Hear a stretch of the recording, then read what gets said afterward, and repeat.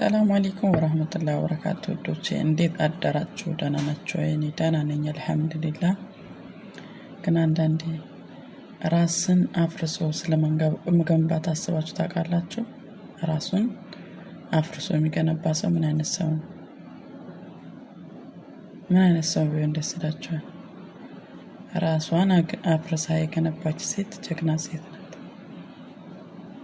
ራሷን የምታፈርሰው ካደገችበት ማህበረሰብ ከይሉኝታ አጥር ምን ይልኝ ይሁን እንደዚህ ይሁን ጥሩ ነገር ስሪ እንጂ ምንም ይበሉ የራሳቸው ጉዳይ ሆነሽ አትገኝ እንጂ ደግሞ ለማለት አትፍሪ።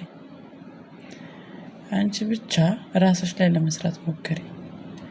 አንቺ ብቻ ራስሽን ለመሆን ሞክሪ። ራስሽን አፍርሰሽ ገንቢው። ያኔ ምን ያክል ደስተኛ እንደምትሆኚ ታውቂያለሽ። ምክንያቱም ላንቺ የምትኖሪው አንቺ ነሽ የኔ ውድ፣ ማንም ሊኖርልሽ አይችልም። ስለዚህ መንገድሽ ብቻ ቀና ይሁን፣ በጥሩ ነገር ይሁን እንጂ ራስሽን ከነበርሽበት ሁኔታ በጣም ጭንቀት ውስጥ ከሆንሽ፣ በቃ ተስፋ መቁረጥ ውስጥ ከሆንሽ፣ ተስፋ ቆርጠሽ የሆነ ጭምድድ ብለሽ ቁጭ ባልሽበት እንዳትቀሪ አደራሽ። ውጪ አፍርሺና ገንቢው። ይቻላል።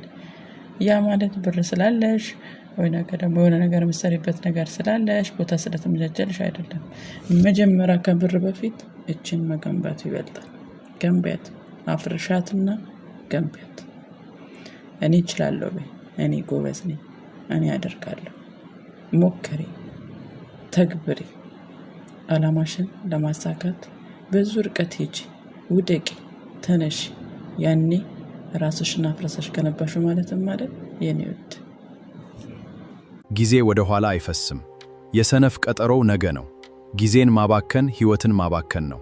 ጊዜ ገንዘብ ነው። ጊዜ ታላቅ አስተማሪ ነው።